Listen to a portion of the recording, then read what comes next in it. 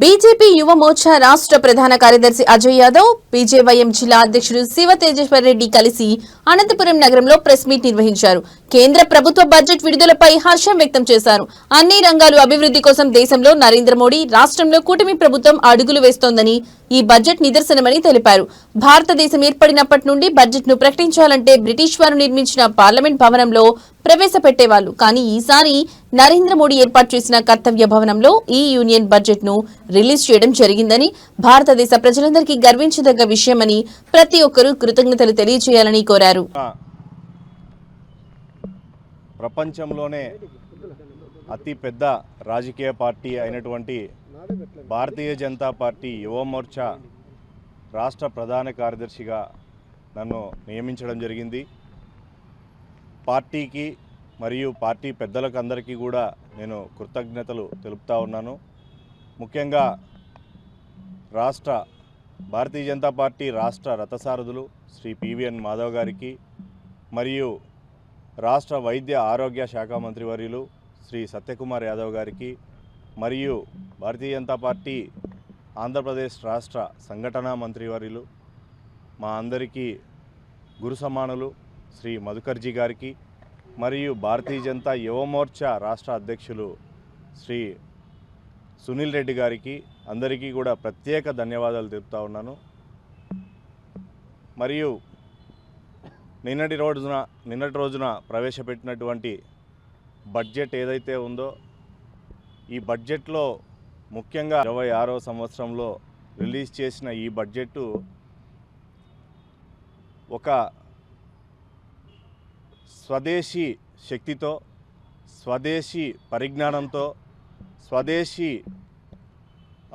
డెవలప్మెంట్స్తో ఈరోజు ప్రీతమ ప్రధానమంత్రి నరేంద్ర మోడీ గారి ఆధ్వర్యంలో, ఆయన యొక్క ఆలోచన విధానాలతో నిర్మించబడినటువంటి ఈ నూతన భవనంలో ఏదైతే కర్తవ్య భవనం అని ఏదైతే ఉందో, కర్తవ్య భవనంలో ఈరోజు ఈ యొక్క యూనియన్ బడ్జెట్ని రిలీజ్ చేయడం జరిగింది. ఇందులో ముఖ్యంగా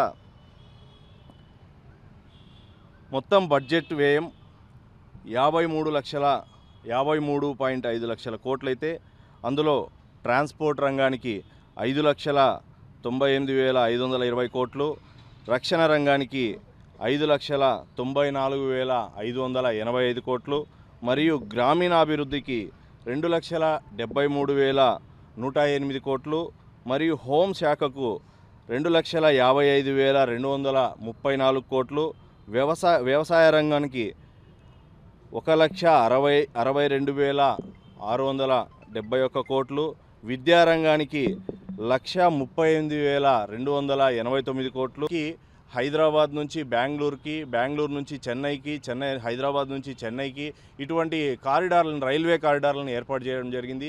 ఈ రైల్వే కారిడార్ల నుంచి ప్రతి ఒక్కరికి కూడా సులభతరంగా హైదరాబాద్ నుంచి ఇప్పుడు బెంగళూరుకి అయితేనేమి, బెంగళూరు నుంచి చెన్నైకి అయితే ఏమి హై స్పీడ్ టెక్నాలజీతో ఈ కారిడార్లను నిర్మించడం జరుగుతోంది. ఇప్పుడున్నటువంటి అత్యాధునిక వందే భారత్ రైల్లో ప్రయాణం కూడా హైదరాబాద్ నుంచి మనకు బెంగళూరు వరకు దగ్గర 7:30 నుంచి 8 గంటల వరకు సమయం తీసుకోవడం జరుగుతుంది. కానీ ఇప్పుడు రాబోయే హై స్పీడ్ టెక్నాలజీతో ఇప్పుడు ఈ బడ్జెట్లో పొందుపరిచినటువంటి ఈ యొక్క రైల్వే కారిడార్లతో కేవలం 4 నుంచి 5 గంటల్లో మనం హైదరాబాద్ నుంచి బెంగళూరు చేరుకోవచ్చు. అదేవిధంగా అనేక రంగాల్లో, అంటే ఇప్పుడు ఒక రైల్వే దీంట్లోనే కాదు, రైల్వే లైన్లు ఏర్పాటు చేయడం వల్ల గూడ్స్ రైళ్లకు కూడా చాలా తక్కువ సమయంలో నిర్దేశిత ప్రాంతాలకి చేరుకోవడం చాలా సులభతరం అవుతుంది. దీని నుంచి ట్రాన్స్పోర్టేషన్ ఎప్పుడైతే బాగుంటుందో, ఎప్పుడైతే రోడ్లు బాగుంటాయో, ఎప్పుడైతే మనకి ట్రాన్స్పోర్టేషన్ సులభతరంగా ఉంటుంది, గ్రామీణ సడక్ యోజన అనేది కూడా గ్రామీణ ప్రాంతాలని అభివృద్ధి చేయడం కోసమే ఇదంతా తీసుకురావడం జరిగింది. అదేవిధంగా హోంశాఖలో ఇప్పటికే మనకి ఎంతో అత్యాధునిక టెక్నాలజీతో మనకి భద్రతా వ్యవహారాలపై ప్రతి ఒక్కటి కూడా వాళ్ళు క్షుణ్ణంగా పరిశీలించి మనకు చేయడం జరుగుతోంది. ముందు జరిగినట్టు మనకు ముందు 2014 ముందు మనము ఆలోచన చేస్తే ఏ రోజు ఎక్కడ ఎటువంటి పరిస్థితుల్లో బాంబులు వెళ్తాయో, ఎటువంటి పరిస్థితుల్లో టెర్రరిస్టులు దాడులు చేస్తారో, ఎటువంటి పరిస్థితుల్లో మనము ఫ్యామిలీతో మనం కనీసం కుటుంబ సభ్యులతో మనం బయటికి ఎక్కడికైనా ఒక జనసందోహం ఉన్న ఏరియాలకు పోయినా కూడా బిక్కుమంటూ మనం గడిచిన పరిస్థితులన్నీ కూడా మనం గుర్తు చేసుకుంటూ ఉంటాం. కానీ ఈరోజు ఎక్కడా కూడా ఉగ్రవాదులు దాడులు లేవు, ఎక్కడా కూడా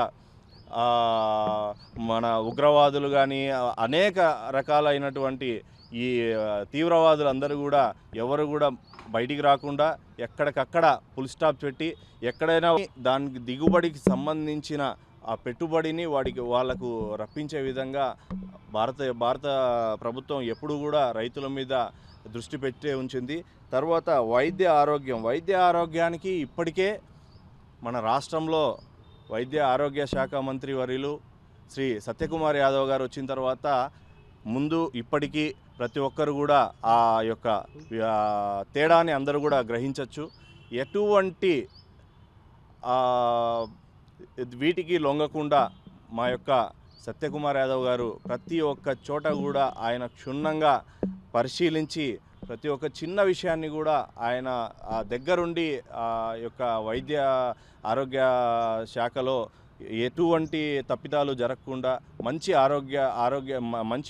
మంచి వైద్యను తర్వాత వైద్య విద్యను అందించాలనే దీంతో ప్రతి ఒక్కరు కూడా ఆయన చాలా ప్రయత్నం చేస్తూ ముందుకు వెళ్తూ ఉన్నారు. మరియు పట్టణాభివృద్ధి ఇప్పటికే మనకందరికీ తెలిసిందే.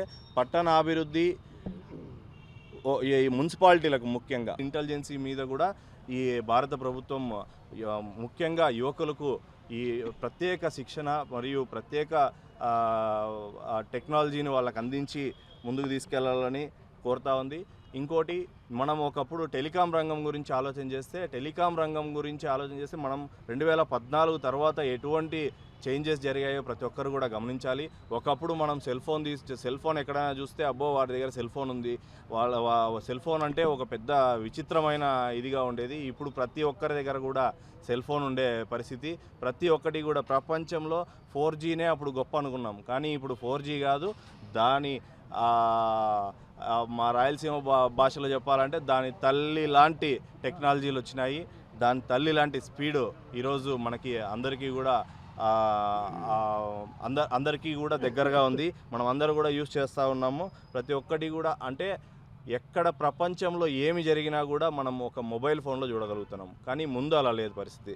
అదేవిధంగా వాణిజ్యం మరియు పరిశ్రమలకు సంబంధించి ఇప్పటికే ఎన్నో సబ్సిడీలు, తర్వాత పరిశ్రమలకి వారికి ముందుకు ఎలా వెళ్ళాలి అనే విధంగా అందరూ అన్ని విధాలుగా కోఆపరేట్.